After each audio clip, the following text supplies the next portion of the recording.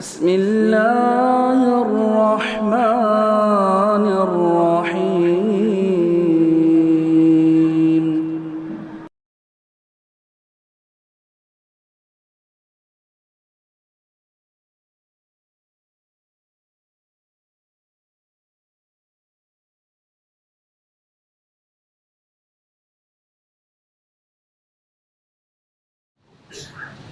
الحمدللہ رب العالمین والصلاة والسلام علی سید المرسلین وعلی آلہ وصحبہ اجمعین ومن تبعہم بإحسان الی یوم الدین.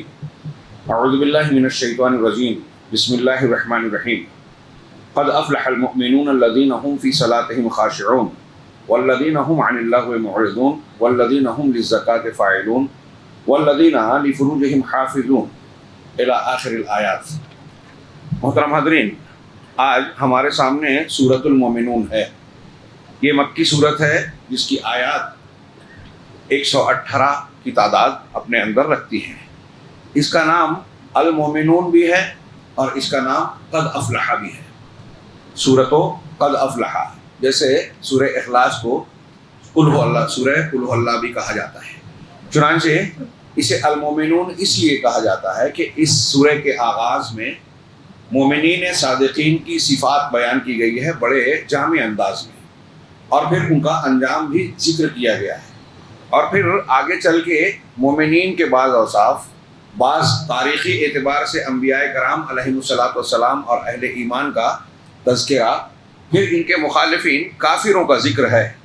اور چونکہ ان مومنین کا ذکر کرتے ہوئے اللہ رب العالمین نے سورت کا بالکل آغاز اس لفظ سے کیا قد افلح، اس لیے ایک نام یہ بھی پڑ گیا قد افلح.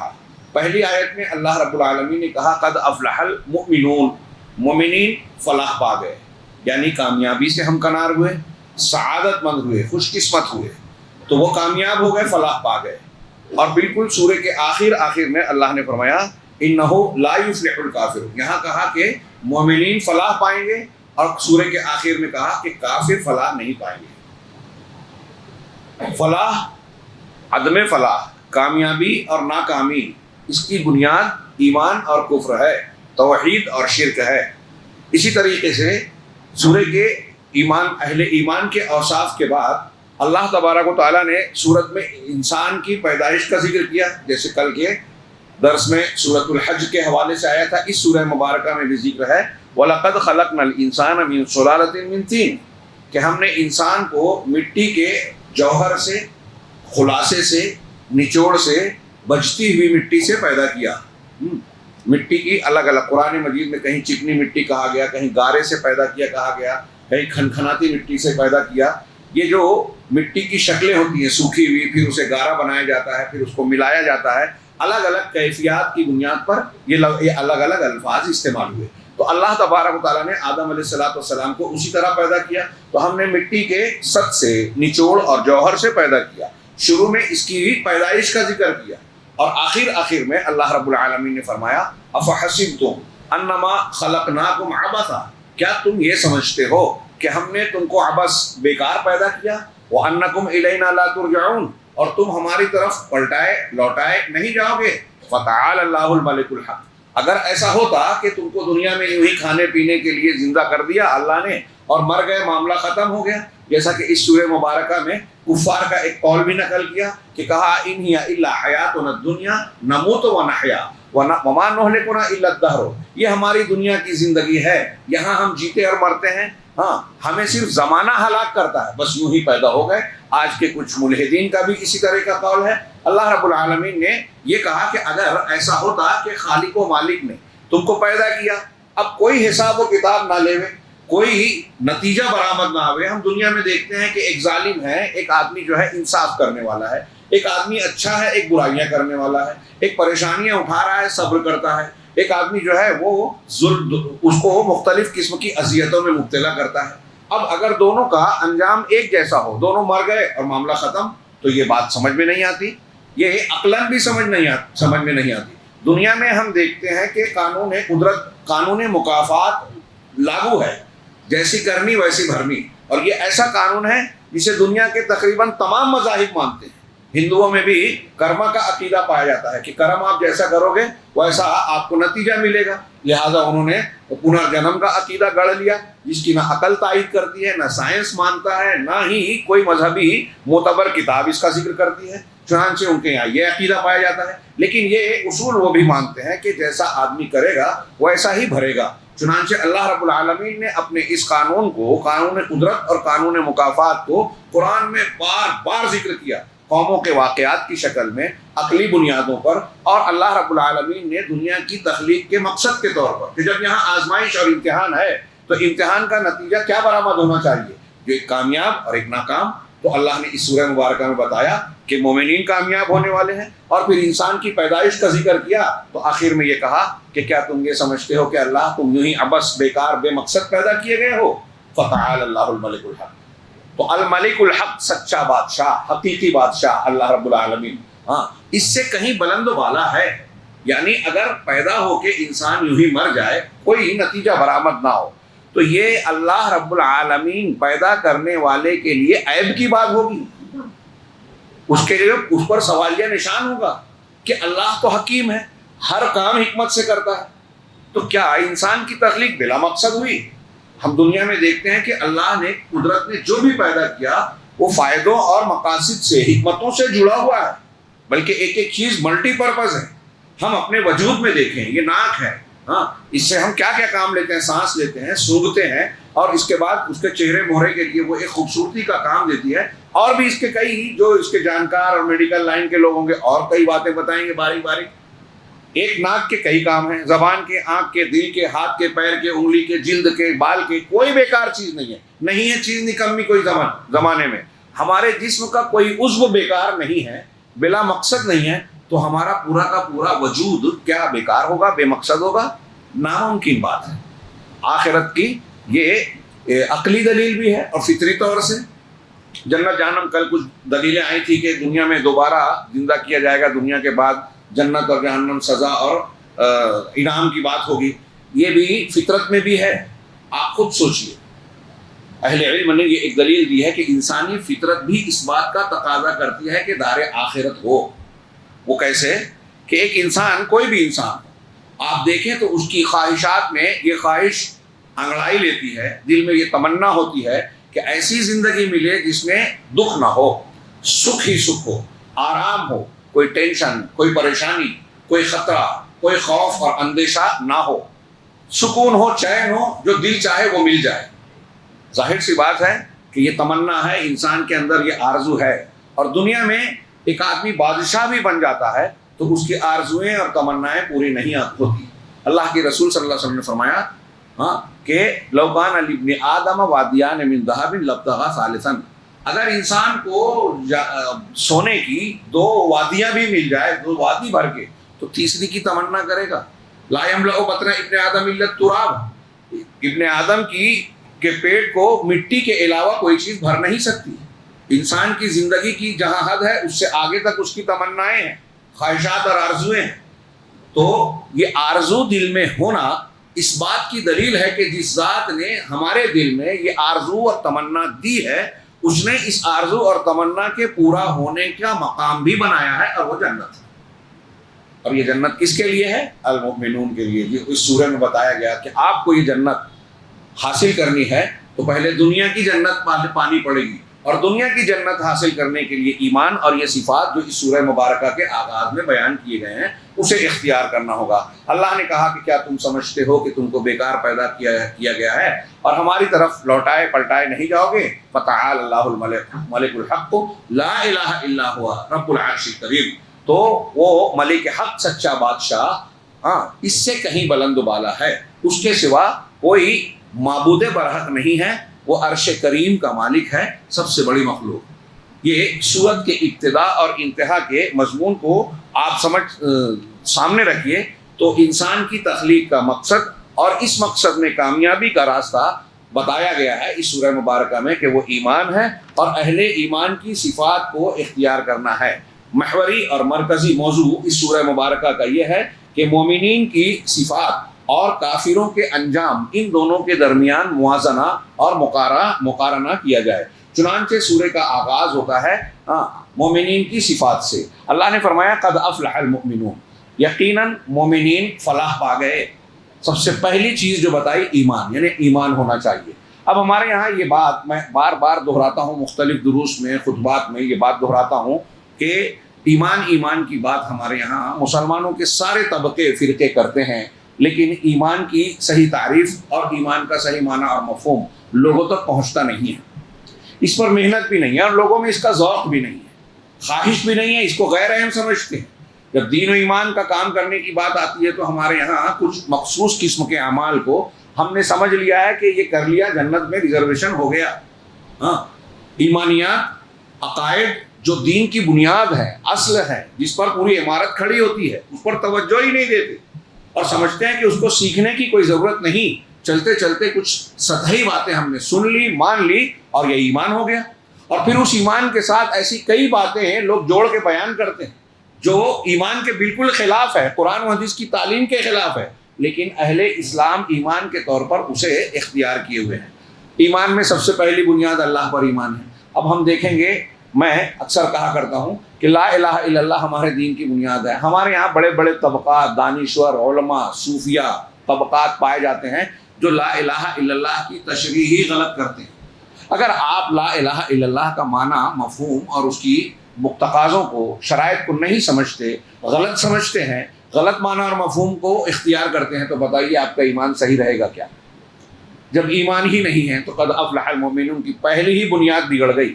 اب آپ آگے کی صفات کتنی بھی پیدا کر لیں، محنت کر لیں فضائل پر، فرائض اور نوافل پر، ایمان کی اگر جڑ صحیح نہیں ہے تو درخت بھی ٹھیک ٹھاک نہیں رہے گا. اللہ کے اسماء و صفات پر ایمان کے تعلق سے دیکھیے، گمراہ فرقے ہیں، ان کی گمراہیوں کے اثرات آج کے زمانے میں بہت سارے مسلمانوں میں. میں نے اس کی کچھ مثالیں دی. اللہ کا عرش پر مستوی ہونا، اللہ کا ہر جگہ ہونا، کیسے ہونا، یہ لوگ نہیں جانتے. بتائیں تو سمجھتے ہیں کہ یہ مسلکی اختلاف ہے. یہ مسلکی اختلاف نہیں ہے، یہ ایمان اور کفر کا اختلاف ہے. قرآن حدیث اور قرآن و حدیث کی مخالفت کا نام ہے. لہٰذا آپ قرآن کے مخالف چیزوں کو اختیار کر کے ایمان والے نہیں رہ سکتے. ایسی اور بھی بہت ساری چیزیں ہیں. لہٰذا سب سے زیادہ ہمیں کوشش کرنی چاہیے کہ ایمان کا مطلب سمجھیں. فلاح کی سب سے بڑی بنیاد یہی ہے.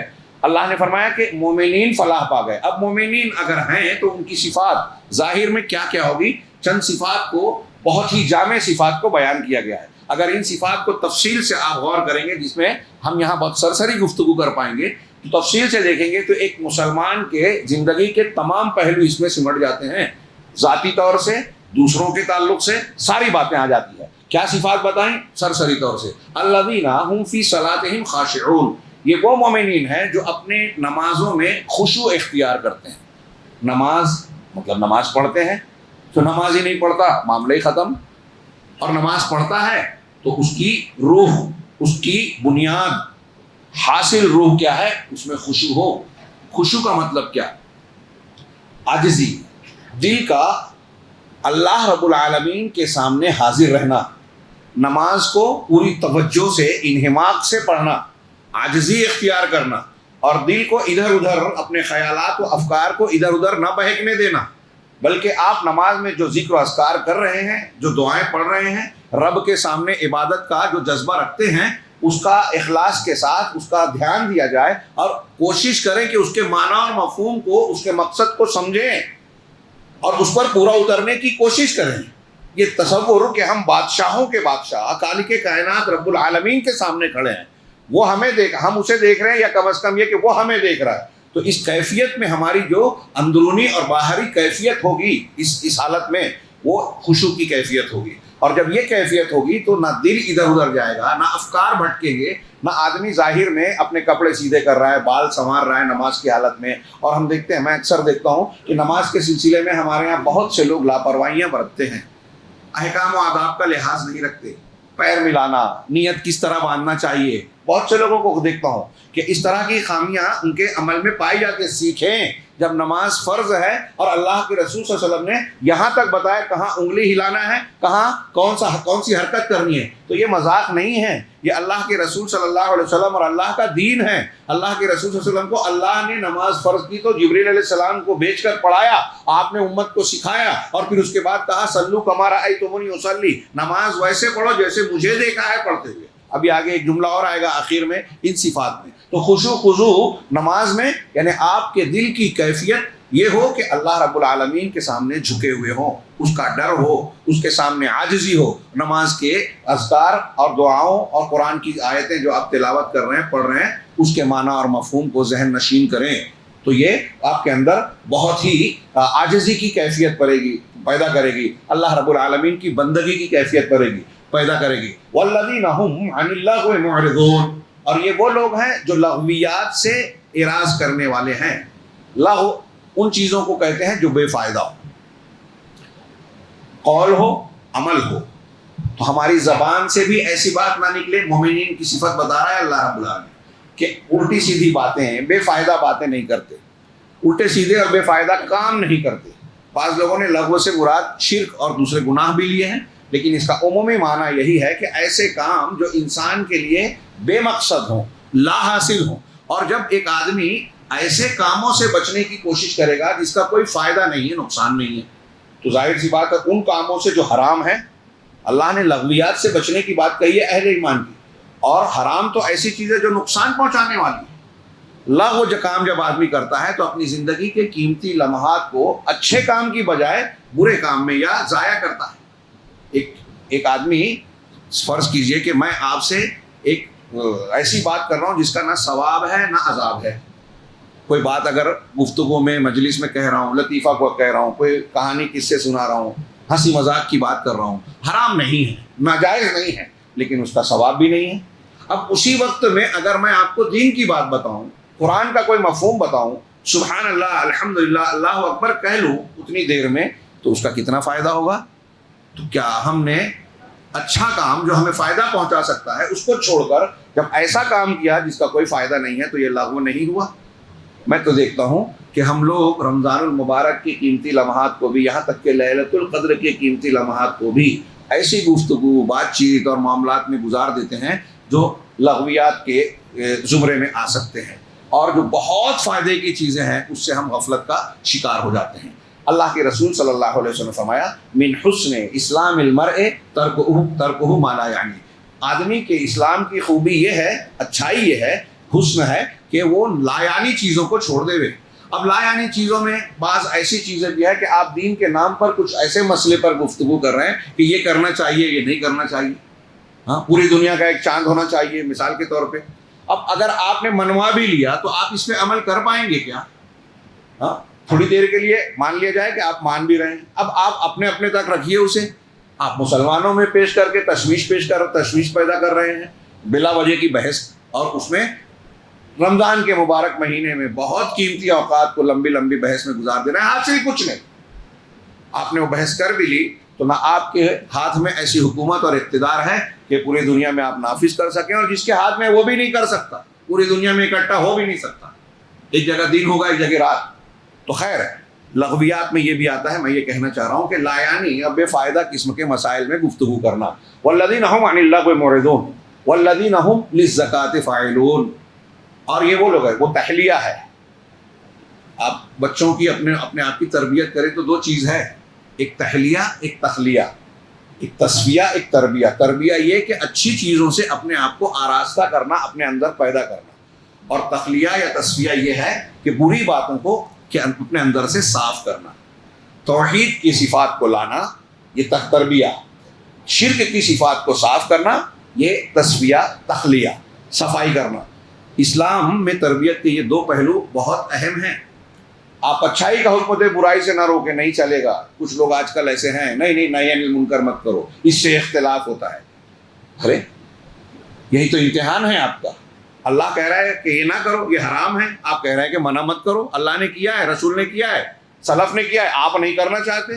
آپ برے لوگوں کے پاس بھی اچھا بننا چاہتے ہو اور اللہ کے پاس بھی جنتی بننا چاہتے ہو. کیسے ممکن ہے کہ اللہ کے دشمنوں سے آپ دوستی کریں اور اللہ آپ کو دوست بنائے؟ ناممکن۔ اللہ سے دوستی کا تقاضا یہ ہے کہ اللہ کے دشمنوں کو دشمن مانیں۔ اگر آپ میں سے یا ہم میں سے کوئی کہے گا کہ مجھے فرعون یا ابو جہل بہت پسند ہے، تو وہ ایمان والا رہے گا کیا؟ جو اللہ کا اس کے رسول کا دشمن ہو وہ ہمارا دوست ہو سکتا ہے کیا؟ تو گناہ کرنے والا جتنا گناہ کر رہا ہے اتنا اللہ اور رسول کی مخالفت کر رہا ہے، تو اتنی مخالفت میں ہم کو اتنی نفرت کرنی چاہیے، چاہے اس کے اندر اچھائی ہے اس کی وجہ سے محبت کریں گے۔ ہاں، علامہ ابن تیمیہ نے کہا یہ ہمارے عقیدے کا حصہ ہے، اس کو سمجھنا چاہیے کہ ایک مسلمان ہے، اگر اس کے اندر کچھ برائیاں ہیں تو برائی کے بقدر اس سے نفرت کی جائے گی اور اچھائی کے بقدر اس سے محبت کی جائے گی، اس کے حق ادا کیا جائے گا۔ اس کی مثال ایسی ہے کہ اگر ایک شخص اسلامی حکومت میں پکڑا گیا چوری کرتا ہوا تو قاضی اور حاکم اس کے ہاتھ کو کاٹنے کا حکم دے گا، اس کا ہاتھ تو کاٹے گا، لیکن اگر یہ پتہ چلے کہ اس کے گھر میں فاقہ ہو رہا ہے تو بیت المال سے اس کی مدد بھی کرے گا۔ یہ اس کا حق ہے مومن ہونے کی حیثیت سے، مسلم حکومت میں رہنے کی وجہ سے، تو یہ دوستی کا حق ہے۔ ایک صاحب ایمان اور صاحب حکومت کیا ہے حق ہونے کی حیثیت سے، اور وہ گناہ کرنے کی وجہ سے نفرت اور سزا کا مستحق ہوا۔ چنانچہ یہ سامنے رکھنا چاہیے۔ تو بہرحال یہ پہلی بات کہ آدمی نماز پڑھے اور دوسرے لغویات سے بچے۔ تیسرے نمبر پر والذین هم للزکاۃ فاعلون، اور وہ جو زکوٰۃ کو انجام دینے والے ہیں، زکوٰۃ کو انجام دینے والے ہیں۔ سورہ مکی ہے اور زکوٰۃ کی فرضیت، اس کی تفصیلی احکامات مدینہ میں آئے، دو ہجری میں ہاں، جبکہ یہاں مکی صورتوں میں اس کا تذکرہ ہے۔ تو اہل علم نے کہا کہ زکوٰۃ کا حکم مکہ کی آیتوں میں آ چکا تھا اور یہ قرآن مکی آیتوں میں ہے، لیکن باقاعدہ فرضیت اور تفصیل مدینہ میں آئی۔ کچھ لوگوں نے کہا زکوٰۃ سے مراد مال خرچ کرنا عمومی طور پہ ہے، اور وہ اعمال جس سے انسان کے دل کو، اخلاق و کردار کو تزکیہ حاصل ہوتا ہے۔ تو بہرحال اس میں بندوں کے ساتھ حسن سلوک اور ان کو مالی مدد کرنا شامل، اور وہ فرض ہو مستحب ہو، اور یہاں مستحب ہی سمجھ میں آتا ہے کیونکہ اس وقت تک زکوٰۃ کا معاملہ تفصیل کے ساتھ نہیں آیا تھا۔ تو پہلے نماز قائم کرنے والے ہیں، خود کو لغویات سے بچاتے ہیں، نماز قائم کر کے خضوع کر کے اللہ کی عظمت و کبریائی کو مانتے ہیں، اللہ کے سامنے جھکتے ہیں، اللہ کا حق ادا کرتے ہیں، احسان اور اچھائی کو اختیار کرتے ہیں، اور زکوٰۃ دے کر بندوں کے ساتھ حسن سلوک کرتے ہیں، ان کے ساتھ محبت و تعلق کو آگے بڑھاتے ہیں۔ والذین هم للزکاۃ فاعلون والذین هم لفروجهم حافظون، اور یہ وہ لوگ ہیں جو اپنی شرمگاہوں کی حفاظت کرنے والے ہیں، زنا نہیں کرتے۔ اور زنا سے بچنے کے لیے ضروری ہے کہ مقدمات زنا سے بھی بچیں، مرد ہو یا عورت دونوں۔ کیسے؟ مقدمات کیا ہیں کہ آپ ناجائز یا اجنبی عورت کو یا اجنبی عورت آپ کو دیکھنا، چھونا، گندی تصویریں دیکھنا، وہ ساری چیزیں جو آپ کو زنا تک کی طرف لے جائے، اس سے بچنا اس میں آ جائے گا، کیونکہ اپنی شرمگاہوں کی حفاظت کے لیے یہ ضروری ہے۔ الا علی ازواجہم او ما ملکت ایمانہم فانہم غیر ملومین، سوائے اپنی بیویوں پر اور وہ جو ان کے ہاتھ جس کے مالک ہوئے یعنی لونڈیاں، فانہم غیر ملومین، تو یہ ملامتیوں میں سے نہیں ہے، یہ ان لوگوں میں سے نہیں ہے جن کی ملامت کی گئی ہے۔ اس کا مطلب یہ کہ جو بیوی اور لونڈی کو چھوڑ کر، لونڈی آج نہیں ہے، جب حالات ہوں تو ہو سکتی ہیں، لونڈی اگر ملکیت میں ہے اپنے مکمل طور سے، تو اس سے بھی انسان جسمانی تعلق قائم کر سکتا ہے، جائز ہے، حلال ہے۔ تو اللہ کے رسول اللہ تعالیٰ فرما رہا ہے کہ بیویاں اور لونڈیاں، ان سے اپنی ضرورت، جنسی ضرورت پوری کرتا ہے۔ ہاں، تو معلوم یہ ہوا کہ جائز طریقے یہ دو ہیں۔ آگے اللہ نے کہا فمن ابتغى وراء ذلك، جو اس کے علاوہ کچھ اور چاہے گا، جیسا کہ آج کل رواج ہے، فحاشی، بے حیائی عام ہے، بے پردگی ہے، اور نہ جانے کون کون سے راستے کھل گئے ہیں، بلکہ کھولے گئے ہیں کہ لوگوں کے کردار اس جانب جائیں۔ یہ دیکھیے کہ کردار کی لغویات سے بھی اعراض، اور اپنے کردار کو مجروح اور داغدار بنانے سے بھی بچاؤ۔ ہاں، یہ عزت نفس اپنی محفوظ رکھی جائے، اور سماج اور معاشرے میں اس گندگی کو نہ پھیلنے دیا جائے۔ یہ مومنین کی صفات ہے، اور جب یہ صفت پھیلتی ہے یہ گناہ، تو ہم دیکھ سکتے ہیں مغرب کے معاشرے میں جہاں آزادی کے نام پر آوارگی پھیلائی گئی ہے، کیا کیا ہو رہا ہے۔ میں نے اس سے پہلے کئی مرتبہ ذکر کیا، سروے رپورٹ دیکھیے کہ ناجائز جنسی تعلق کے نتیجے میں کون کون سی بیماریاں، نفسیاتی بیماریاں، جسمانی بیماریاں، ذہنی بیماریاں، معاشی تلاشی جو اس میں پڑتا ہے، وہ دولت ہمارے ہاں نوابیاں اور رجواڑے جو ہے چلے گئے اس چکر میں، عیاشیوں میں۔ ہاں، پھر دشمنیاں ہوتی ہیں سماج میں، آپ کسی کی بہن اور بیٹی کے ساتھ ناجائز روابط رکھیں، دشمنیاں پلیں گی۔ شوہر اگر اس کا ہے تو اور زیادہ خطرناک بات ہے۔ آپ خود اگر آپ کی بہن بیٹی کے ساتھ ہو، آپ کی بیوی کا معاملہ ایسا ہو، تو آپ کیا کریں گے؟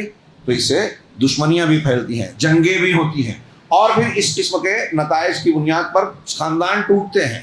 جب شادی نہیں ہو رہی ہے، جیسے وہاں کہا گیا کہ شادی نہ کی جائے، تو اولاد الزنا کی کثرت ہے۔ ایسے بیٹے جن کی اولاد نہیں، جن کے باپ کا پتہ نہیں ہے، باپ نہیں ہے تو سرپرستی نہیں ہے، سرپرستی نہیں ہے تو وہ آوارگی کی طرف جاتے ہیں۔ ماں کو دیکھتا ہے بچہ الگ الگ لوگوں کے ساتھ محفلوں میں، پارٹیوں میں، جو مختلف قسم کی چیزوں میں شریک ہو رہی ہے، اسے برداشت نہیں ہوتا، لیکن کہہ بھی نہیں سکتا کہ قانون اس کے خلاف ہے، لہٰذا جذباتی ہو کر جو بغاوت پر آمادہ ہوتا ہے اور نشے کا سہارا لیتا ہے، برائی کے راستے پہ جاتا ہے، اور پھر دوسروں کے ساتھ وہ حرکت کرتا ہے جو خود دیکھتا ہے اپنی ماں کے ساتھ میں۔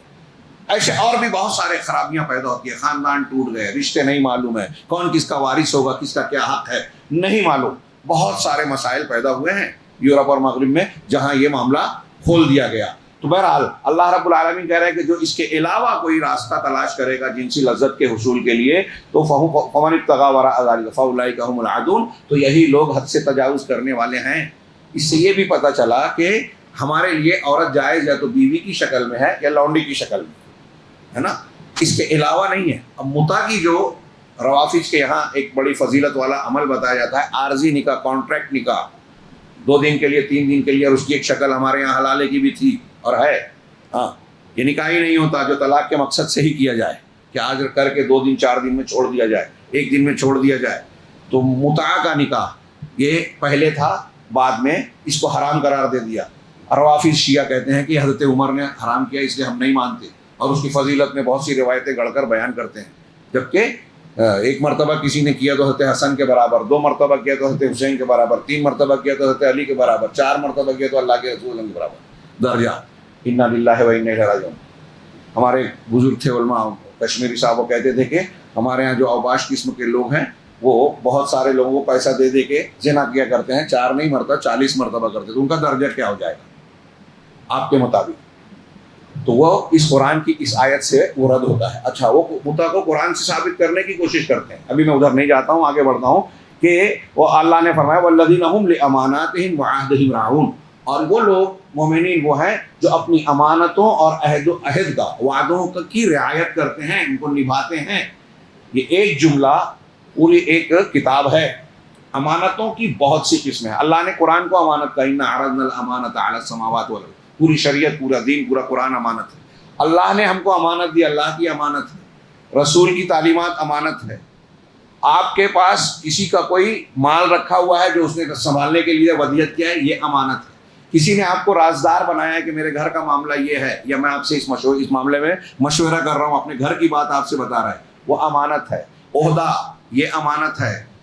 ہاں، مسجد میں ذمہ داری ہے، مدرسے میں ذمہ داری ہے، چھوٹی چھوٹی ذمہ داریاں، بڑی بڑی ذمہ داریاں۔ ان اللہ یأمرکم ان تؤدوا الامانات الی اہلها، اللہ اس بات کا حکم دے، اللہ تم کو حکم دیتا ہے کہ امانتوں کو ان کے لائق لوگوں کو، جو اہل ہیں، ان کے حوالے کرو، یعنی ذمہ داریاں ان کو سپرد کرو جو اس کے لائق ہیں۔ ایک صحابی نے آ کے اللہ کے رسول صلی اللہ علیہ وسلم سے پوچھا کہ قیامت کب کا واقع ہوگی؟ تو آپ نے کچھ دیر خاموشی اختیار کی، بعد میں پوچھا کہ کون تھا سوال کرنے والا، پھر بتایا گیا تو آپ نے کہا اذا وسد الامر الى غیر اہلہ فانتظر الساعہ، کہ جب معاملے کو، اقتدار کو، حکومت کو، اختیار کو، چاہے جو ترجمہ کیجیے، کہ معاملے کو نااہل کے سپرد کیا جائے گا تو تم قیامت کا انتظار کرنا۔ آج ہمارے یہاں ہر کام نااہل کر رہے ہیں۔ جو ڈاکٹر ہے وہ دعوت و تبلیغ کا کام کر رہا ہے، جو عالم ہے وہ کہیں مزدوری اور IT کا کام کر رہا ہے، ہاں، میڈیکل لائن کا آدمی کہیں اور کر رہا ہے، انجینئر لائن کا آدمی جو ہے قرآن کی تفسیر کر رہا ہے، ہاں، جو جس لائن کا ہے وہ نہیں کر رہا ہے، ہاں، نااہلیت۔ اور ایسے ہی سیاست میں نظر آتا ہے، ایسے ہی اداروں میں نظر آتا ہے، جن کا تعلیم سے کوئی لینا دینا نہیں ہے، وہ اسکول کالج کھول رہے ہیں، ہاں، اور اسکول کالج میں وہ کیسے کیسے نظام بنا رہے ہیں، تعلیم کا کیا حال کر رہے ہیں، تعلیم کو تجارت بنا دیا، میڈیکل کو تجارت بنا دیا، اور اس میں کیا کیا فساد اور بگاڑ ہو رہا ہے ہم دیکھ رہے ہیں۔ ابھی کوئی کہہ رہا تھا کہ بھائی یہ مہذب لٹیرے ہیں، ہاں، ہمارے یہاں ڈاکٹرز کے معاملے جو ہیں اللہ ماشاء اللہ مخلصین بھی ہیں، کہ ایک آدمی اگر ان کے چنگل میں چلا گیا تو سر درد ہے، بولتے ہیں پیٹ کاٹنا پڑے گا۔ ہو سکتا ہے کہ سر اور پیٹ کا تعلق ہو، لیکن میں اس تناظر میں بول رہا ہوں کہ جس کا تعلق نہیں ہے، دور دور تک جو ہوتا نہیں ہے، ہاں، اب بہت شاذ و نادر ہے، میں یہاں کا معاملہ نہیں جانتا کہ ہمارے بچے کی ولادت کے لیے خواتین جاتی ہیں تو وہ ڈاکٹر جو کیا گائنیکالوجسٹ اور یہ اس قسم کے لوگ ہوتے ہیں وہ ڈراتے ہیں بچے کو جان کو خطرہ ہے، ماں کی جان کو خطرہ ہے، فوراً آپریشن کرنا ہو. ہمارے یہاں کئی واقعات ہوئے جس کو مرنے کا ڈر بتا رہے تھے، تھوڑی دیر میں خود سے ہو گیا، بچے کی ولادت ہو گئی. کئی ڈاکٹرز نے کہا کہ نرسوں نے کہا کہ ڈرایا جاتا ہے. ہاں، بے رحمی آ گئی ہے میڈیکل لائن کے ایک آدمی کے اندر. مروت ہونی چاہیے، انسانی ہمدردی ہونی چاہیے، لوگوں کے درد کا احساس ہونا چاہیے، ان کی جیب کا بھی احساس ہونا چاہیے کہ ان کی کیا قوت و طاقت ہے. آج ایک بچہ، مجھے ایک شخص صاحب کہنے لگے، مجھے حالانکہ وہ مذاق کی بات تھی، لیکن وہ کہنے لگا کہ بھائی آپ کے بچے کی کام میں احتیاط کر رہا ہوں بچہ پیدا نہ ہوگا. کیوں؟ آپ پیدا ہوگا تو چلو کھانے پینے کا مسئلہ نہیں ہے، اسکول میں داخلہ، کوئی مسئلہ ہو گیا یہ کراؤ وہ کراؤ، یہ کارڈ بناؤ فلاں جگہ کراؤ، بڑا مسئلہ ہے. ہر جگہ موٹی موٹی فیس ہے، بڑے بڑے مسائل ہیں، ہم لوگ جو ہیں اسی کو پورا نہیں کر پاتے. حالانکہ یہ سوچ غلط ہے.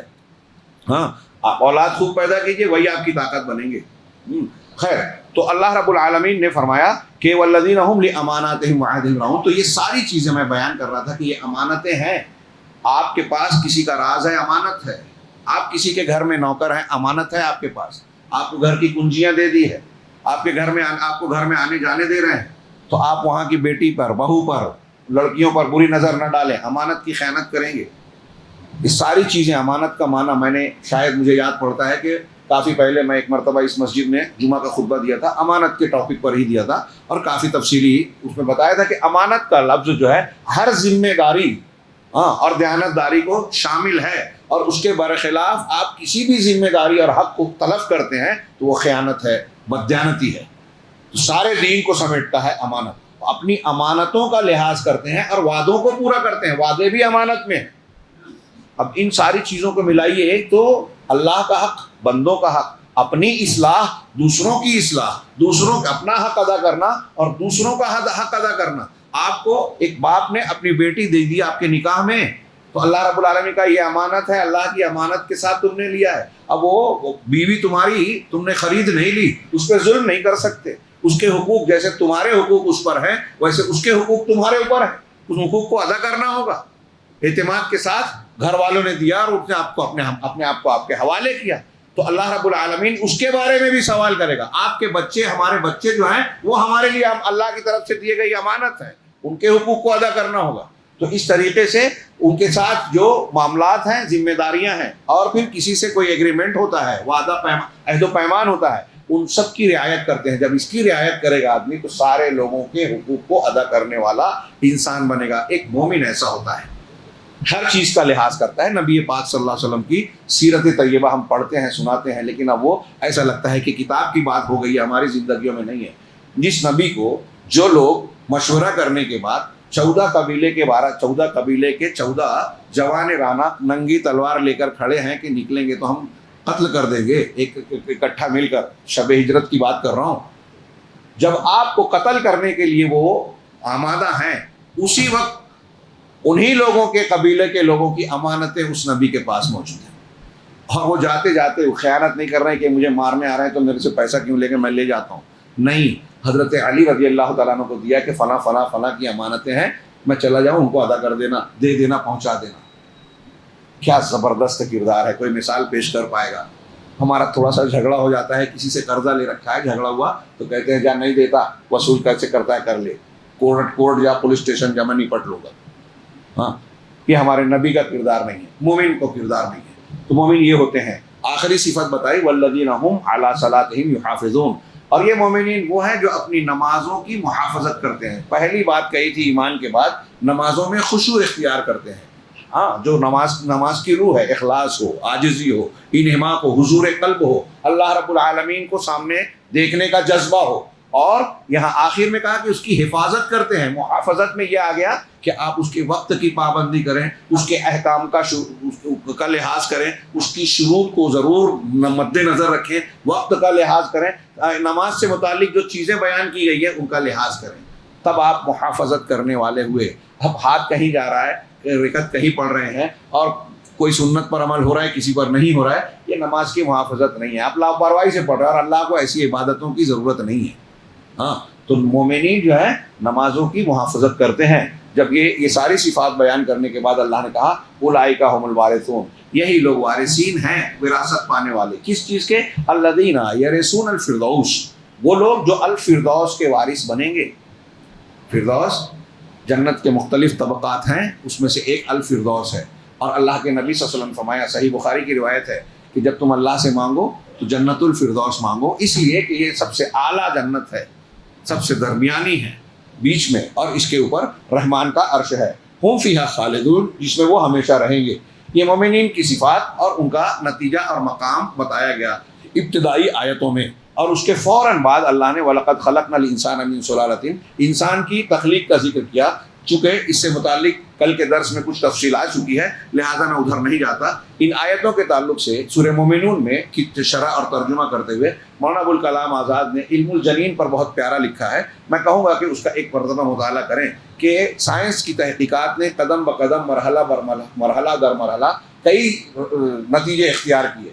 ہاں، پہلے شروع میں قرآن کی بات کو انہوں نے اعتراض کیا قرآن کی باتوں پر، لیکن آخری تحقیق میں سائنس نے کہا کہ انسان کے قرآن کا بیان انتہائی پرفیکٹ ہے، کہ قرار مکین میں ہم نے نطفے کو پہنچایا، قرار مکین بچے دانی میں ایک محفوظ جگہ، پھر اس کے بعد نطفہ، پھر مضغہ، پھر اس کے اوپر گوشت اور ہڈیاں، اور پھر مکمل انسان بنتا ہے۔ پھر انسان کیسے بنتا ہے، اس کا تذکرہ 1400 سال پہلے اللہ کے نبی صلی اللہ علیہ وسلم اور قرآن میں کیا جانا، یہ اس بات کی کھلی دلیل تھی کہ یہ علیم و خبیر کی جانب سے کلام پیش کیا جا رہا ہے۔ اس میں ایک دوسرا موضوع بتایا گیا کہ مومنین کی جزا کیا ہے، جو ہم نے پڑھا کہ یہ وارثین ہیں جو الفردوس کی جزا پائیں گے۔ نمبر 3، مسلمانوں کی مختلف نسلوں میں اہل ایمان کی تاریخ، مومنین کی صفات بتائی، اور پھر یہ بھی بتایا اس سورہ مبارکہ میں کہ ماضی میں کون سے مومنین گزرے تھے۔ چنانچہ آیت نمبر 23 سے آیت نمبر 50 تک اللہ تبارک و تعالیٰ نے سابقہ انبیاء کا ذکر کیا۔ وَلَقَدْ أَرْسَلْنَا نُوحًا إِلَىٰ قَوْمِهِ فَقَالَ يَا قَوْمِ اعْبُدُوا اللَّهَ مَا لَكُم مِّنْ إِلَٰهٍ غَيْرُهُ أَفَلَا تَتَّقُونَ، جب اور یقیناً ہم نے نوح کو ان کی قوم کی طرف بھیجا تو انہوں نے کیا کہا قوم سے؟ انہوں نے کہا اے میری قوم کے لوگوں، اللہ کی عبادت کرو، تمہارا اس کے سوا کوئی الہ اس کے علاوہ ہے ہی نہیں، تو کیا تم ڈرتے نہیں؟ پھر اس کے بعد اللہ نے اور بھی کچھ رسولوں کا ذکر کیا، پھر اس میں پھر کہا ثم ارسلنا رسولنا تترا، پھر ہم نے لگاتار یکے بعد دیگرے رسولوں کو بھیجا، اور یہ بھی کہا ثم ارسلنا موسیٰ واخاہ ہارون، پھر ہم نے موسیٰ اور ان کے بھائی ہارون کو بھی بھیجا۔ یہاں مومنوں کی صفات بتائی، آگے یہ اہل ایمان کے لیے نمونے کی کچھ شخصیات کا تذکرہ کیا۔ اسی طرح اس میں مسلمانوں کی، مومنین کی اضافی صفات کا بھی کچھ تذکرہ کیا، درمیانے سورہ میں بھی مسلمانوں کی کچھ مزید صفات کا ذکر کیا۔ چنانچہ اللہ نے کہا ان الذین ہم من خشیت ربہم مشفقون، کہ مومنین وہ ہیں جو اپنے پروردگار کی خشیت سے، اس کے ڈر سے لرزہ رہتے ہیں، خوف زدہ رہتے ہیں، کانپتے رہتے ہیں۔ والذین ہم بآیات ربہم یؤمنون، اور یہ وہ لوگ ہیں جو اپنے پروردگار کی آیتوں پر ایمان و یقین رکھتے ہیں، اہل ایمان کی، کہ جو آیت آ گئی، جو حدیث آ گئی، مان لیا اس پر، چوں چرا نہیں کیا۔ والذین ہم بربہم لا یشرکون، اور یہ وہ ہوتے ہیں جو اپنے پروردگار کے ساتھ شرک نہیں کرتے۔ والذین یؤتون ما آتوا وقلوبہم وجلہ، اور یہ وہ لوگ ہیں کہ جو کچھ اللہ نے ان کو دیا ہے اسے خرچ کرتے ہیں، اور ان کے دل ڈرے سہمے رہتے ہیں۔ آگے انہوں نے نقل کیا روایت کو، ترمذی کی صحیح حدیث ہے کہ حضرت عائشہ صدیقہ رضی اللہ تعالیٰ عنہا نے اس آیت کو پڑھنے اور سننے کے بعد اللہ کے رسول صلی اللہ علیہ وسلم نے پوچھا کہ یہ جو قرآن میں اللہ نے کہا کہ جو کچھ اللہ نے دیا ہے وہ خرچ کرتے ہیں اور اللہ سے ان کے دل ڈرتے رہتے ہیں، تو کیا یہ ایسے مسلمان اس سے مراد ہیں جو زنا کرے، چوری کرے، گناہ کا کام کرے، اس لیے ڈرتا ہے اللہ سے؟ اللہ کے رسول نے کہا لا یا ابنۃ الصدیق، کیا ہے؟ لا بل هم الذین یصلون، بلکہ یہ وہ لوگ ہیں جو نماز پڑھتے ہیں اور ڈرتے رہتے ہیں، روزہ رکھتے ہیں اور ڈرتے رہتے ہیں، صدقہ کرتے ہیں اور ڈرتے رہتے ہیں۔ کس بات سے ڈرتے ہیں؟ کہ یہ نیکیاں ان سے قبول نہ کی، ایسا تو نہیں کہ قبول نہ کی جائیں، روزہ، نماز، حج، ساری نیکیاں کرتے ہیں، لیکن اندر اندر ڈرتے رہتے ہیں کہ کہیں یہ نیکیاں اللہ کے یہاں رد نہ ہو جائیں۔ ہم نیکیاں کرتے بھی رہیں، عبادت کرتے بھی رہیں، گھمنڈ میں مبتلا نہ ہوں۔ کچھ لوگوں کو تقوی کا گھمنڈ ہو جاتا ہے، کہ ہم نے تو بہت نیکی کی، بڑے نوافل پڑھ رہے ہیں، اذکار کر رہے ہیں، ایسا خواب دیکھ لیا، ویسا خواب دیکھ لیا، خواب ایسا دکھا کے شیطان بہکا بھی سکتا ہے۔ تو اللہ تبارک و تعالیٰ نے اہل ایمان کی یہ صفات بتائی کہ وہ شرک نہیں کرتے، وہ اپنے رب سے ڈرتے رہتے ہیں، اللہ کی آیتوں پر ایمان رکھتے ہیں، یقین رکھتے ہیں، اور جو کچھ اللہ نے دیا خرچ کرتے ہیں، اور اس کے ساتھ ان کے دل میں ڈر بھی ہوتا ہے۔ نمبر 5، کافروں پر عقلی دلیلوں کے ذریعے سے اس سورہ مبارکہ میں اللہ نے حجت قائم کی ہے۔ وَهُوَ الَّذِي أَنشَأَ لَكُمُ السَّمْعَ وَالْأَبْصَارَ وَالْأَفْئِدَةَ، کہ وہی اللہ ہے جس نے تمہارے لیے کان، آنکھ اور دل پیدا کیے۔ قَلِيلًا مَا تَشْكُرُونَ، لیکن تم بہت کم شکر گزاری کرتے ہو۔ یہ کان اور آنکھ اور اس کا ہی ذکر کیوں کیا؟ کان، آنکھ، دل۔ آپ اور ہم، دنیا کا کوئی بھی انسان دنیا میں کوئی بھی علم اور ہنر سیکھتا ہے، اس میں انہی 3 چیزوں کا استعمال کرتا ہے۔ اور ایک جگہ وَلِسَانًا وَشَفَتَيْن کا بھی ذکر کیا کہ تبادلہ جب ہوتا ہے تو زبان اور 2 ہونٹ بولنے کے لیے اس کا استعمال کرتا ہے۔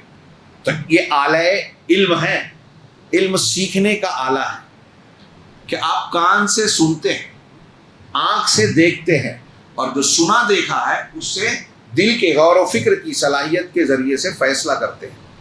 کوئی دین، کوئی مذہب، کوئی ڈگری لیتے ہیں اسی 3 چیزوں کے استعمال سے۔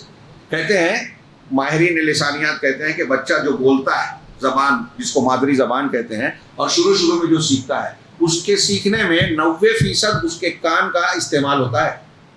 کان سے سن کر، آنکھ سے ہونٹوں کی حرکت اور چیزیں دیکھ کر اسے پتہ چلتا ہے۔ اسے نہیں پتہ اسے کیا کہتے ہیں۔ ماں باپ بولتے ہیں قلم ہے، پرندہ ہے، اسے کوا کہتے ہیں، اسے فلاں کہتے ہیں۔ تو سن کر وہ چیزوں کو ذہن نشین کرتا ہے اور بولنے لگتا ہے، سمجھنے لگتا ہے کہ یہ پرندہ ہے، یہ جانور ہے، یہ کھایا جاتا ہے، یہ چیز کرنی چاہیے، یہ نہیں کرنی چاہیے۔ جو بولتے ہیں وہ سن کر، تو کان کا استعمال اور اس کے ساتھ ساتھ پھر آنکھوں کا بھی استعمال کافی جگہوں پر ہوتا ہے، اور پھر ان دونوں کو دیکھ کر غور کرتا ہے۔ تو یہاں کہا اللہ نے کہ اللہ نے تم کو آنکھ کان دل دیا، لیکن تم کم شکر گزار بنتے ہو۔ سورہ نحل میں جو ہم پڑھ چکے ہیں ایک آیت اسی کے جیسی ہے۔ اللہ رب العالمین نے فرمایا کہ اللہ تعالیٰ نے تم کو اخرجکم من بطون امہاتکم، واللہ اخرجکم، ایسے ہے آیت، واللہ اخرجکم من بطون امہاتکم، اللہ نے تم کو تمہارے ماؤں کے شکم سے، ماؤں کے پیٹ سے پیدا کیا، نکالا۔ لا تعلمون شیئا، اس حالت میں کہ تم کو کچھ بھی علم نہیں تھا۔ یہ سورہ نحل کی آیت ہے۔ تم کو کچھ بھی علم نہیں تھا، یعنی بچہ جب پیدا ہوتا ہے تو کوڑا ہوتا ہے، علم و ہنر نہیں ہوتا۔ یہ سب کے لیے کہا، انبیاء اور اولیاء کے لیے بھی۔ یہاں اہل علم نے کہا کہ جو لوگ یہ کہتے ہیں کہ فلاں بابا، فلاں پیر صاحب جب پیدا ہوئے تھے تو ان کی ماں کو جتنا قرآن یاد تھا ان کو بھی یاد تھا، 15 پارہ یاد تھا پیدا ہوئے، 30 پارہ یاد تھا اس لیے کہ ان کی والدہ کو یاد تھا۔ یہ بکواس ہے۔ اللہ کہہ رہا ہے قرآن میں کہ جب بچہ تم پیدا ہوئے تو لا تعلمون شیئا، کچھ بھی علم نہیں رکھتے تھے۔ پھر آگے اللہ نے کہا وَجَعَلَ لَكُمُ السَّمْعَ وَالْبَصَرَ وَالْفُؤَادَ، وَجَعَلَ لَكُمُ السَّمْعَ وَالْبَصَرَ، کیا حافظ صاحب ہیں کوئی؟ میں غلطی تو نہیں کر رہا ہوں کہ واللہ اخرجکم من بطون امہاتکم لا تعلمون شیئا وجعل لکم السمع والبصر والافئدہ لعلکم تشکرون، تم کو آنکھ کان دیا، آنکھ دیا، دل دیا، کس لیے؟ تاکہ تم شکر گزار بن جاؤ۔ اور یہاں کہا کہ تم کو کان دیا، آنکھ دیا، دل دیا، لیکن شکر بہت کم ادا کرتے ہو۔ اگر اس کان کا، آنکھ کا اور دل کا ہم صحیح استعمال کریں تو اللہ رب العالمین کی نعمتوں کی معرفت ہوگی، پہچان ہوگی رب کی کہ اس نے کیسے کیسے احسانات کیے، کتنی نعمتیں دی ہیں، اور اس نے جب اتنی نعمتیں دی ہیں تو ہم اس کے شکر میں جھک جائیں گے، شکر کو بجا لائیں گے، اس کے وفادار بنیں گے۔ اگر آپ، ایک سمپل سی لاجک ہے، ایک آدمی بھوکا ہے اور کوئی اسے کھانا کھلا دے، احسان مانتا ہے کہ نہیں؟ ایک جانور، کتا ہو یا کوئی اور ہو، گھوڑا ہو، ایک اس کا مالک اسے تھوڑا سا کھانا دیتا ہے، اس کی دیکھ بھال کرتا ہے تو کتنا وفادار ہو جاتا ہے۔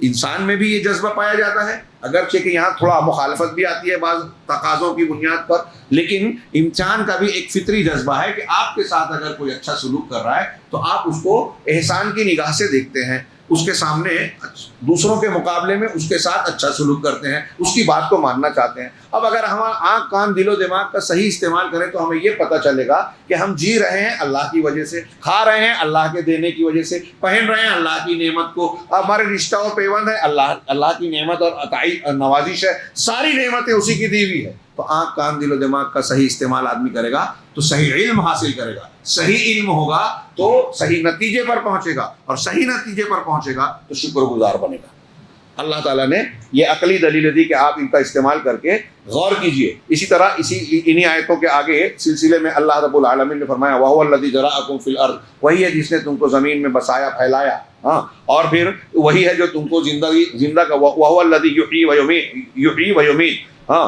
اور پھر آگے چل کے کہتا ہے کل لمن الارض, زمین کس کی ہے, کس نے بنایا, کون مالک ہے, کون نظام چلا رہا ہے, زندگی اور موت کون دیتا ہے, اللہ ہی ہے جو زندگی اور موت. یہ میں نے آیت کے ایک ایک حصے کے ٹکڑے کے شروع کے حصے کو پکڑا. یہ عقلی دلیل ہے کہ ایک کافر انسان بھی اگر غور کرے تو اللہ رب العالمین کی معرفت حاصل ہوگی, توحید اور ایمان کو قبول کیے بغیر اسے چارہ نہیں ہوگا. نمبر 6, اس سورہ مبارکہ میں مومنین کا انجام بھی بتایا گیا ہے اور کافروں کا بھی. کافروں کا انجام, مومنوں کا انجام تھوڑا سا ذکر ہوا, کچھ اور بھی آیتیں ہیں. کافروں کا انجام, ہاں, حتی اذا جاء احدهم الموت. ہاں, اللہ تبارک و تعالیٰ نے یہ نقشہ کھینچا. میں سرسری طور سے ترجمہ کرتا ہوں, اس سے پہلے میں نے اس کو بیان کیا ہے. اللہ تبارک و تعالیٰ نے کہا حتی اذا جاء احدهم الموت قال رب ارجعون, یہاں تک کہ جب ان میں سے کسی کے پاس موت آتی ہے تو وہ کہتا ہے پروردگار مجھے لوٹا دے, دنیا میں پھر سے لوٹا دے.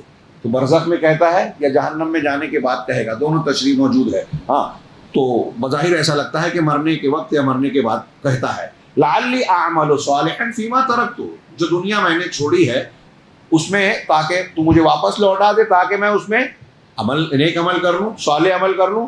تو کہا جائے گا کلا, ہرگز نہیں. انہا کلمۃ هو قائلها, یہ بس ایک کلمہ ہے, ایک بات ہے جو یہ کہہ رہا ہے, اس کے کہنے سے بات مانی نہیں جائے گی. وقت کی قیمت سمجھیے. مرنے کے بعد آدمی کہے گا, مجرم آدمی, گنہگار آدمی, کافر آدمی, کہ اللہ پھر سے بھیج دے, میں نیک کام کروں گا, واپس دے دے, ایک چانس, ایک موقع اور دے دے. اللہ کہہ رہا ہے کہ ایسا ہرگز نہیں ہوگا.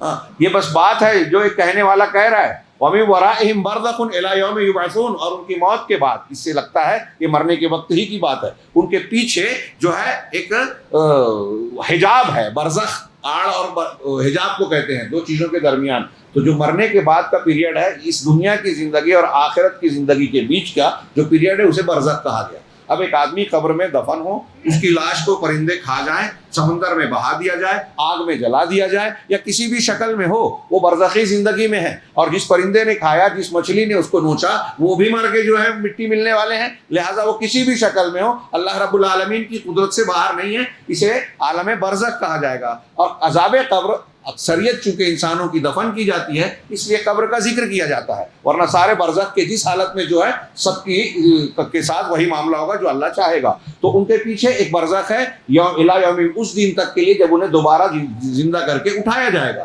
اب اس کے بعد اللہ نے فرمایا فَإِذَا نُفِخَ فِي الصُّورِ, پھر جب سور میں پھونکا جائے گا, حضرت اسرافیل علیہ السلام پھونکیں گے, فَلَا أَنْسَابَ بَيْنَهُمْ يَوْمَئِذٍ, تو اب ان کے درمیان کوئی رشتہ داریاں, نسب حسب رہ نہیں جائے گا.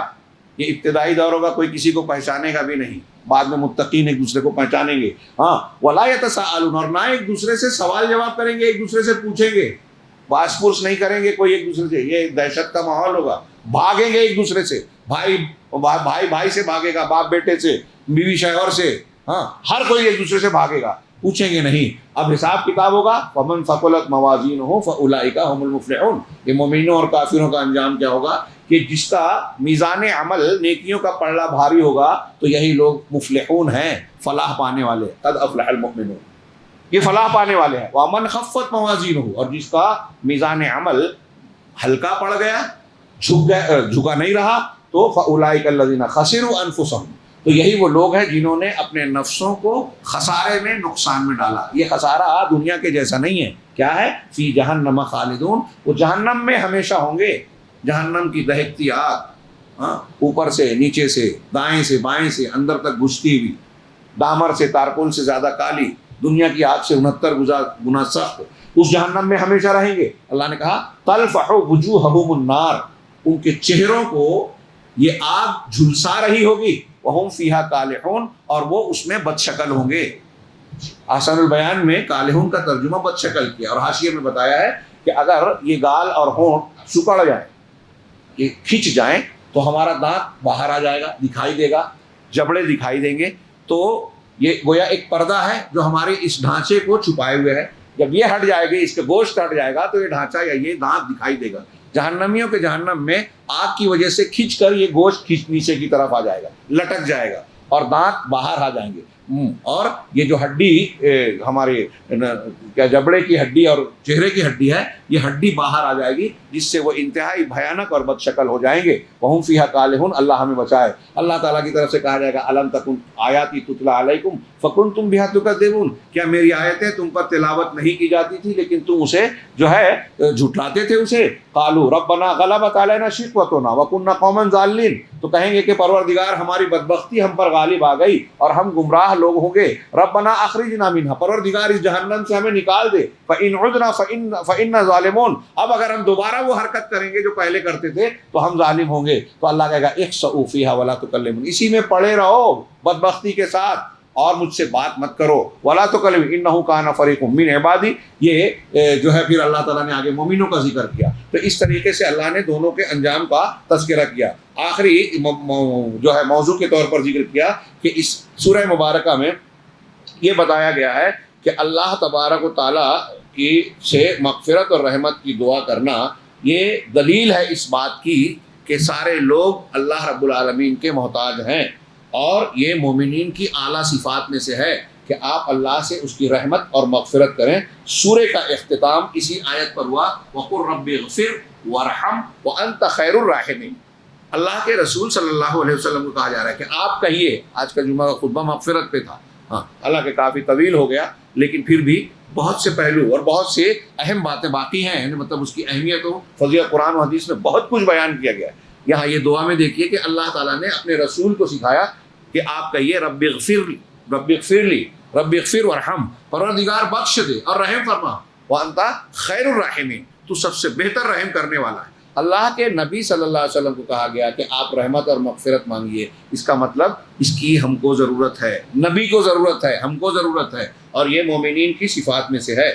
ہاں یہاں کچھ فوائد کا ذکر کیا اختصار کے ساتھ انہوں نے۔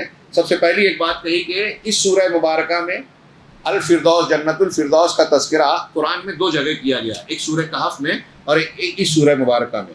یہ دونوں جگہیں انسان کے فردوس کیسے ملے گی، فردوس سب سے اعلیٰ جنت ہے، تو ذکر کیا کہ جہاں ان دونوں جگہوں پر ذکر ہے آپ غور کریں گے تو بندوں کے اندر اللہ کی بندگی کے لیے جو بلند ہمتی پائی جاتی ہے، اونچا خیال، مخالفت سے ٹکرا جانا، گھبرانا نہیں، ڈرنا نہیں، ڈٹے رہنا، یہ سب کے بس کی بات نہیں ہوتی۔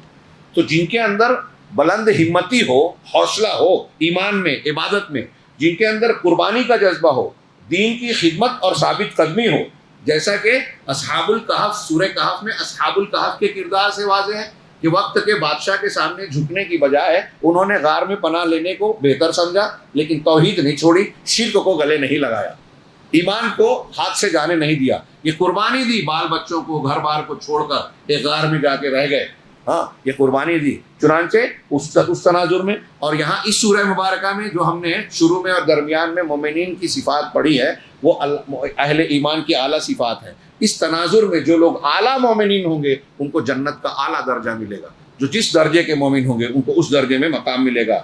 اسی طرح دوسرے نمبر پر فوائد بتایا گیا کہ ایک انسان اور بندے کے لیے، ہم کو اور آپ کے لیے چاہیے کہ ہم اپنے نفس کا ہر وقت محاسبہ کرتے رہیں، اپنے اعمال پر نظر رکھیں، چوکنا رہیں، اور یہ دیکھیں کہ اللہ رب العالمین نے ہم پر جو انعام کیا ہے، ہاں یہ سوچتے ہوئے کہ کہیں یہ انعام اور ہم کو کچھ نعمت مل رہی ہے تو یہ اللہ کی طرف سے استدراج تو نہیں ہے۔ اس سورہ مبارکہ میں اور کئی صورتوں میں اللہ بتایا کہ جن سے ناراض ہوتا ہے اللہ تعالیٰ دنیا کی زندگی میں ان کو کچھ نعمتیں اور ڈھیل دیتا ہے۔ جب برائیاں کرنے کے بعد، بہت غور سے یہ سنیے، یہ نفسیات اکثر انسانوں کی ہوتی ہے کہ آپ برائی کر رہے ہیں، میں برائی کر رہا ہوں اور مجھے نعمت مل رہی ہے، پکڑا نہیں گیا میں، تو میں سمجھتا ہوں کہ میں بہت چالاک ہوں۔ ہاں ہر زمانے کا فرعون یہ سمجھتا ہے کہ وہ فرعون بے وقوف تھا جو ڈوب گیا، میں بہت چالاک ہوں۔ ابھی ہم کو اتنے سال جینا ہے، ابھی اتنے دن حکومت کی ہے، تو ابھی ٹیلر ہے، ہاں پوری فلم باقی ہے۔ ابھی بیان آیا ہمارے وزیر اعظم کا، تو ظلم کر رہے ہیں اگر اور لوگوں کو دھمکا رہے ہیں تو آپ کو حکومت مل رہی ہے، کہیں کامیابی مل رہی ہے، اپنے منصوبے بظاہر کامیاب ہوتے نظر آ رہے ہیں۔ ایسے ہی ہم میں سے کوئی شخص ہے، گناہ کر رہا ہے، زنا کیا پکڑا نہیں گیا، برائی کیا پکڑا نہیں گیا، چوری کیا, ڈکیتی کیا, لوگوں کو دھوکہ دے رہا ہے, پکڑا نہیں گیا, اس کو لگتا ہے کہ اللہ مجھ سے بہت محبت کرتا ہے. ایک گناہ گار کی ایک نفسیات یہ ہوتی ہے کہ گناہ کرنے کے بعد جب اللہ ڈھیل دیتا ہے تو وہ یہ سمجھتا ہے کہ اللہ کا میرے اوپر خصوصی کرم ہے کہ میں گناہ بھی کر رہا ہوں اور بچ بھی رہا ہوں, میں پکڑا نہیں جا رہا ہوں. تو اس ڈھیل کا وہ غلط معنی لیتا ہے. تو ایک مومن بندے کو جائزہ لیتے رہنا چاہیے کہ کہیں اللہ کی نعمت ہمارے لیے یہ اللہ کا مکر اور استدراج تو نہیں ہے. قرآن نے کہا ایحسبون, ان صورتوں میں ایحسبون انما نمد بہ من مال و بنین نسارع لهم فی الخیرات بل لا یشعرون. بہت اہم سبق. اللہ نے کہا کیا وہ یہ خیال کرتے ہیں کہ ہم انہیں مال اور اولاد دیے جا رہے ہیں, ہم جو انہیں مال و اولاد دیے جا رہے ہیں تو ہم انہیں بھلائیاں دینے میں جلدی کر رہے ہیں, ان کو دولت مل رہی ہے, دنیا میں کامیابی مل رہی ہے, اقتدار مل رہا ہے, تو یہ سمجھ رہے ہیں کہ اللہ تعالیٰ ہم پر احسانات کر رہا ہے, بھلائیاں دینے میں جلدی کر رہا ہے, مجھ کو اللہ پسند کرتا ہے. کہا معاملہ یوں نہیں ہے, ہاں, بلکہ اصل بات کا انہیں شعور ہی نہیں ہے, وہ سمجھ ہی نہیں پا رہے ہیں. سورہ انعام وغیرہ میں کہا کہ جب کوئی گناہ کرتا ہے کوئی قوم تو اللہ اس کو ڈھیل دیتے ہیں اور زیادہ برکت دے دیتی ہے کچھ مدت کے لیے, تو وہ مگن ہو جاتا ہے ان نعمتوں میں, یہاں تک کہ اللہ کا عذاب اچانک آتا ہے, پھر اس کو موقع نہیں ملتا. یہ جو آیتیں میں نے پڑھی اس سے فوراً پہلے ایک آیت ہے جو میں نے نوٹ کی ہے کہ اس سورہ مبارکہ میں یہ تعلیم دی گئی, یا ایھا الرسول کلوا من الطیبات واعملوا صالحا. اے رسولو, اللہ نے اپنے رسولوں کو خطاب کیا اور کہا کہ طیبات پاکیزہ غذائیں کھاؤ, حلال چیزیں کھاؤ. طیبات کا ترجمہ کچھ نے حلال کیا, کچھ نے پاکیزہ کیا, دونوں ایک دوسرے کو لازم و ملزوم ہے. جو حلال ہے وہ پاکیزہ ہے, جو پاکیزہ ہے وہ حلال ہے, اور اس کے بالمقابل جو حرام ہے وہ خبائث, گندی چیزیں, وہ انسان کے لیے نقصان دہ ہیں. جن جن چیزوں کو قرآن و حدیث نے حرام کیا وہ خبائث ہیں, جو جن کو حلال کیا وہ طیبات ہیں. تو اللہ نے رسولوں سے کہا کہ طیبات کھاؤ اور نیک عمل کرو. ہاں, اہل علم نے کہا کہ یہ آیت کا سیاق بتا رہا ہے کہ طیبات اور نیک عمل کھانے میں ہم حلال کھائیں, پاکیزہ غذا کھائیں اور اپنے بچوں کو کھلائیں تو وہ نیک عمل کرنے والے بنیں گے. اس کا رزق کا اثر ہوتا ہے. آپ جیسی روزی کھاتے ہیں بچوں کو کھلاتے ہیں, ان کے کردار ایمان پر اس کا ویسا ہی اثر پڑے گا. عمل صالح کا رزق سے بہت گہرا تعلق ہے, اور رسولوں کو کہا گیا کہ آپ کا مقام سب سے اونچا ہے, لوگوں کے لیے نمونہ ہے, اور لوگوں کو عمل صالح کا نمونہ بن کر پیش ہونا ہے. تو آپ کو طیبات کا خاص لحاظ رکھنا چاہیے, وہی کھائیں جو حلال ہے. اس سے پھر دعاؤں کی قبولیت کا گہرا تعلق ہے. مسلم شریف کی ایک حدیث ہے کہ ایک بندہ مسافر ہوتا ہے, پراگندہ بال ہے, پراگندہ حال ہے, ہاں, بڑی پریشانی کی ایسی حالت میں, اور مسافر کی دعا کو اللہ رد نہیں کرتا, مجبور کی دعا کو رد نہیں کرتا, لیکن اللہ تعالیٰ سے, وہ مسلم شریف میں ہے, اس کے پہلے یہ کہا کہ رسولوں کو اللہ نے یہ حکم دیا, وہی حکم مسلمانوں کو بھی دیا ہے. اللہ کے رسول نے کہا, یہ آیت پڑھی, اور پھر جو مسلمانوں کو کہا کہ کلوا من الطیبات, پاکیزہ چیزیں کھاؤ, اور اس کے بعد کہا کہ ایک بندہ سفر میں پراگندہ حال پراگندہ بال نکلتا ہے اور دعا کرتا ہے, کہتا ہے ربی ربی ربی, پروردگار پروردگار میری یہ حاجت ہے, لیکن اللہ کی طرف سے کہا جاتا ہے کہ ملبسوں کا مطعموں کا حرام, ملبسوں کا حرام, وغذیت بالحرام فأنی یستجاب لک, تیرا کھانا حرام ہے, تیرا لباس حرام ہے, تیری غذا حرام کی بنتی ہے, تیری دعا کیسے قبول کی جائے. ہاں, ہم بہت دعائیں کر رہے ہیں آج کل, میں بار بار ذکر کرتا ہوں. دعا کے آداب میں سے ایک یہ ہے کہ دعا کی قبولیت کی شرائط کو ہم پورا کریں. دعا قبول نہیں ہونے کے کچھ اسباب ہیں, اس میں سے ایک ہے حرام کھانا, ایک ہے رشتہ کاٹنا, ایک ہے برائی دیکھ کر بھی خاموش رہنا. آپ جو کر سکتے ہیں روکنے کے لیے نہیں کر رہے ہیں, دعا قبول نہیں ہوگی. ایک ہے دعا کرنے کے بعد جلد بازی کرنا, رہے میں دعا مانگ رہا ہوں اللہ قبول ہی نہیں کر رہا ہے, اس سے بھی دعا قبول نہیں ہوتی. صبر کرنا چاہیے. ہاں, حضرت موسیٰ علیہ السلام نے فرعون کے خلاف بددعا کی, اللہ نے کہا قبول ہو گئی, لیکن مفسرین کہتے ہیں سالوں بعد عمل میں آئی. کچھ لوگ, مجھے یاد پڑتا ہے 20 سال کا. تو اللہ قبول کرتا ہے, لیکن ہر چیز کا موقع اللہ خوب جانتا ہے. خیر, تو اللہ نے کہا کہ نیک عمل کرو, انی بما تعملون علیم, تم جو کچھ کر رہے ہیں میں اس کا علم رکھتا ہوں. وَإِنَّ هَٰذِهِ أُمَّتُكُمْ أُمَّةً وَاحِدَةً وَأَنَا رَبُّكُمْ فَاتَّقُونِ, اور یہ تمہاری امت ایک امت تھی, سارے انبیاء کی تعلیم ایک, اور میں ہی تمہارا پروردگار ہوں, لہٰذا میری عبادت میں مجھ سے ڈرو. فَتَقَطَّعُوا أَمْرَهُمْ بَيْنَهُمْ زُبُرًا, لیکن پھر انہوں نے خود ہی اپنے دین کے ٹکڑے ٹکڑے کر لیے. کوئی یہودی بن گیا, کوئی نصرانی بن گیا, کوئی مذہب والا, کوئی مذہب والا. حقیقت میں اللہ کے تمام انبیاء کا دین ایک ہی تھا. اگر انبیاء کو مانیں گے تو یہ الگ الگ مذاہب بنتے ہی نہیں, لیکن لوگوں نے ٹکڑے ٹکڑے کر لیا. کل حزب بما لدیہم فرحون, ہر مذہب ہر مسلک کا انسان جو اس کے پاس ہے اس پر اترا رہا ہے, خوش ہے اور سمجھ رہا ہے کہ میں ہی صحیح ہوں. فذرہم فی غمرتہم حتی حین، بس آپ انہیں ان کی غفلت میں کچھ مدت پڑا رہنے دیجیے. یہ خوش فہمی میں نہ رہے کہ ہم کوئی بھی مسلک اور مذہب اختیار کیے، باپ دادا سے جو مل گیا خوش ہے اس پہ، وہی صحیح ہے، وہی چل رہا ہے. یہ کچھ مدت کے لیے ڈھیل ملی ہے، اس کے بعد اللہ رب العالمین کی گرفت آ سکتی ہے. تیسرے نمبر پر شیخ نے کہا کہ انسان کے دل کی سلامتی اور اخلاص عمل کی علامات میں سے یہ ہے کہ بندہ ہمیشہ ڈر میں مبتلا رہے اور یہ خوف اس کو لاحق رہے کہ میں نے نیکیاں تو کی ہے لیکن ایسا تو نہیں کہ قبول نہ ہو. ہمارے یہاں اگر کوئی شخص نیکیاں کرنے کے بعد اترانے لگے تو سمجھ لینا چاہیے کہ اس کے اندر ایمان کی صفت نہیں ہے. اس سلسلے میں وہی آیت اور حدیث پیش کی جو حضرت عائشہ نے پوچھا کہ کیا یہ وہ مومن مراد ہے جو چوری کرتا ہے؟ کہا نہیں، نیکی کر کے بھی ڈرتا رہتا ہے. آخری بات، ایک ہمارے کل ایک بزرگ نے بھائی نے سوال کیا تھا کہ اپنے اندر قساوت قلبی کا علاج، تو میں نے قرآن کی آیتوں سے دیا تھا. یہاں ایک علاج، ایک تابعی کا عمل دیا. حضرت عبداللہ ابن مسعود رضی اللہ تعالیٰ عنہ کے شاگرد تھے حضرت ربی بن خثیم یا خسیم یا خثیم جو بھی ہو تلفظ، کہہ رہے ہیں کہ یہ انہوں نے اپنے گھر میں ایک قبر کھود رکھی تھی، اپنے گھر میں قبر بنائی تھی گھر کے اندر. ہاں، اور جب اپنے دل میں ان کو لگتا کہ میرے دل میں قساوت آ گئی ہے، قرآن سننے کے بعد، نصیحت سننے کے بعد مجھ پر اثر نہیں پڑتا، ہاں قساوت آ گئی ہے، تو اس قبر میں جا کے داخل ہوتے، فاستجار قبر میں لیٹ جاتے اور کچھ دیر وہاں ٹھہرے رہتے لیٹ کر، پھر کہتے رب ارجعون لعلی اعمل صالحا فیما ترکت. جو کافر کا عمل قول گزرا تو وہ قرآن کی آیت پڑھتا کہ اے اللہ مجھے واپس دنیا میں لوٹا دے تاکہ جو اس دنیا میں نے نیک عمل چھوڑ دیا تھا اس کو پھر سے کروں. اس قبر میں لیٹ کر یہ کہتے اور پھر اس کے بعد قبر سے نکل کے کہتے کہ اے ربی، اللہ نے تجھ کو واپس بھیج دیا ہے، تو واپس آ گیا ہے، اب تو اچھا عمل کر اور جو برا عمل کرتا تھا اسے چھوڑ دے. اللہ رب العالمین سے دعا ہے کہ وہ ہم سب کی اصلاح فرمائے اور ہمیں جنت کا راہی بنائے اور جہنم سے بچنے والوں میں، جہنم سے آزادی پانے والوں میں شامل کرے. دنیا میں بھی ہم کو اللہ تعالیٰ ہر طرح کی خیر اور سعادت سے نوازے اور آخرت میں بھی ہر قسم کے عذاب سے محفوظ رکھے. وآخر دعوانا الحمدللہ رب العالمین وصلی اللہ علی نبینا محمد.